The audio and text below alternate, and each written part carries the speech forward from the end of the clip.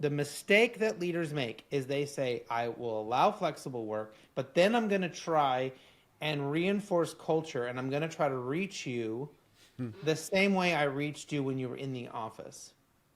Okay, so we had what was it, Wharton College? We had a college come Yeah, in, and Wharton. they Yeah. studied us, our organization, and did all this cool stuff for a year. And the guy who ran the study, Dr. Aaron Lee, came back to me and he said, "Oh, it's been a year. I have the results." And I was like, "Oh yeah, forgot you guys were even doing that thing, right?" So he goes, "I have some really interesting results that came out of our study of your company, and it mirrors what we're seeing in these other companies that we're studying as well." And what he said was, is that when people are at work, when they're in an office together, what they value most is personal connection. Okay. And then it's like social interaction. And then it's like personal development. Okay. It's still really important, but the least important thing for someone coming into an office is work-life balance and professional satisfaction. That's the next one down. Like you would, Interesting. right? So Yeah. it's all about my work friends and how I feel about the people around me at work.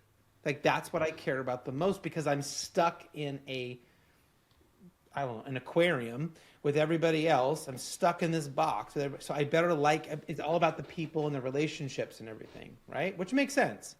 But that's Right. the most important thing to them. As soon as they get flexible work, and as soon as they're working from home or in a different place or wherever that looks like, work-life balance, it's the whole pyramid flips upside down.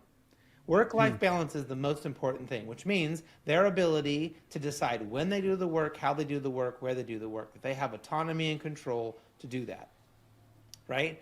So if you go to someone and say, yeah, but we're going to have a beer Friday, we're all going to get on a Zoom call and we're all going to like hang out together, that's not the most important thing to them. It would have been before, had we all had been together, having a little Friday beer thing or a hot dog thing. That would have been important, because we're stuck in this little bowl of, insanity at work together in one office.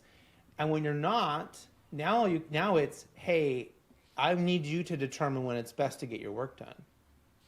If there's 2 hours in the middle of the day that's insanity for you because your kids are running around and you got to pick them up, isn't it better that you decide not to work those 2 hours and that you make them up somewhere else, and you have that flexibility and you can decide when and how to do that? That's what they care about, right? Not being told I better see that little green light on Slack or on Teams for 8 hours straight or you're in trouble, right? That'll drive them crazy. And it gets to be about the outcomes. And so then why I think remote work is so wonderful and flexible work is that professional satisfaction, meaning you did a really good job, is the second most important thing to those people. Not personal satisfaction, not personal connection, not family environment, not the people stuff. It's their output to you as the business owner now becomes the second most important thing to them. Who wouldn't love that? I hope you enjoyed the podcast. You can visit our website, cpatransformation.com, or visit our channel on YouTube at tax1099.com for more episodes, clips, and discussions with industry leaders.